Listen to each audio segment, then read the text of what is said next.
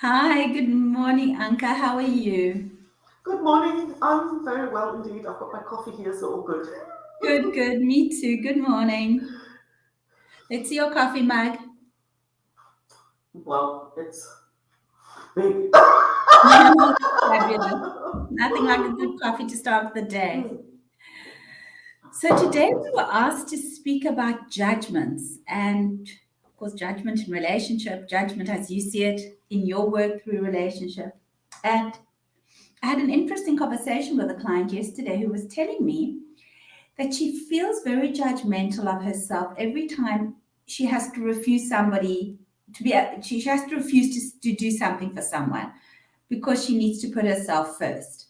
So in other words, this was she needed to go shopping and somebody wanted her to give her a lift somewhere and she wasn't able to, and she said, I know in my head that I'm entitled to say no, but I feel in my body I can't.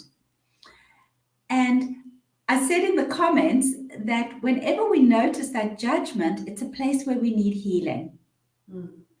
And I asked her where she had felt judged in her life, obviously from way back when. That was where we looked because when we judge others, when we judge ourselves, there's definitely this back and forth mirror going on of I need to explore something. I need to be more curious. If we can shift it into what's coming up for me now. Can I be curious why you said that? Why you don't want to give me what I want? It just makes the interaction so much deeper and the closeness we can develop by literally just being curious and listening to each other rather than jumping into judgment, and our brain fills in the story as if we know, right? The blank spaces. What comes up for you around judgment and your work? Um, it's an interesting one because it comes up a lot with around the tech space. Like there is constantly the self judgment, usually self judgment, right? So usually it's like well, actually it comes in several shapes. The most common one is self judgment. Oh, I really should know this. I'm really, like that sense I should be better at this. And Mm, people quite often, you see it when error messages pop up. It's really where you see it, where people get so, sometimes like so upset and they will beat themselves down. But you can also tell quite often it's not just this error message in this moment. It's this like, you're useless, and they would have heard it from somebody else. Like it's almost sometimes like, yeah, yeah. So, right. my dad who told me I was never going to amount to anything was right after all. Right. So it's like they kind of totally go down that rabbit hole. Exactly. So I mean, there's that part. I think that's the most common thing I see. Right. But it And does also take another shape that you sometimes see that oh well, I've asked all these people to help and nobody helps me. Like nobody, like they just, like judgment of other people, not, oh well, I've tried virtual assistants. Well, that doesn't work, but they're kind of stupid, right? Or I've got all these web people who tried to help me and nobody did a good job. So well, I remember I actually fell for that, right? Thinking, oh, well, I can help you. And then realizing usually, like, well, when other people get judged, you're probably in the same boat at some point. And it's often because they're not actually looking, well, okay, which part do I play in here, right? Because if a virtual assistant doesn't work for you, well, yeah, obviously there's more and less competent people anywhere. But quite often, it's very common that you might not have done the job to really define what you need and how you need it. You just kind of try and avoid and dump stuff at them and then complain. And it's the same with website kind of things where people are like, oh, well, you just do it. So they don't do their part. So the other person can't really, is sort of flying blind.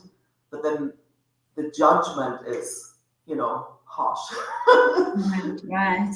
I love what you said about that it always comes from a younger place. Hmm. Pia Melody, I know, says it so beautifully that we're basically adults. We're basically children dressed up as adults. We watched the adult world as we were children, And we've taken bits and pieces from parents, teachers, mentors, television, and now we look like adults, but we're really children in adult clothing. And that voice of judgment generally comes from a very young place. And the other part of that is that if we look at the spectrum of shame and grandiosity, which is really a spectrum of contempt, an energy of contempt, when judgment comes from a place of grandiosity, in other words, I look down at you, we can only be in a true relationship if we look at each other eye to eye. But if I see myself as better than, not as same as, but better than, then I become all judgy. And that can also impair how you think about consequences you might not think. So I'll have that extra drink. So I'll start with the boss at the water cooler. What's the big deal? Because when we judge from that place of I'm better than, we don't care what anybody else thinks. Mhm. We're only interested in our behavior. And it's really bad for our relationships because we've completely disregarded the other people. It's like, and I can't think of the psychologist who said this. You have a man who gets into an elevator and he turns green, and you have another man who's and he's shame based. He turns green. You have another man who gets into an elevator, lights up a big cigar, and everybody else around him turns green. That is contemptuous. That is looking down, entitled. I know I can judge you because I know what's best for you. Never mind that that's such a boundary violation. That's such an act of real violence and abuse to say from one adult to another, I know what you should be doing. And that's where judgment can really impair our relationships, I feel. Yeah. And I think what really struck me in what you were saying is that if we're like children sort of dressed up in adults, and you know, in our, I think what's easy to forget is the adults that we were mirroring were actually also just children dressed up as Yeah. adults. Oh, I love that. You That's know, true. And we can because have I that think that's it's compassion. so easy because that's easy to then judge too.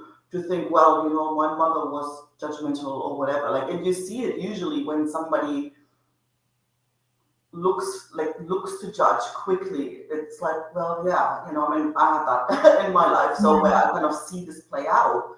And I think, well, yeah, you can really see where it came from.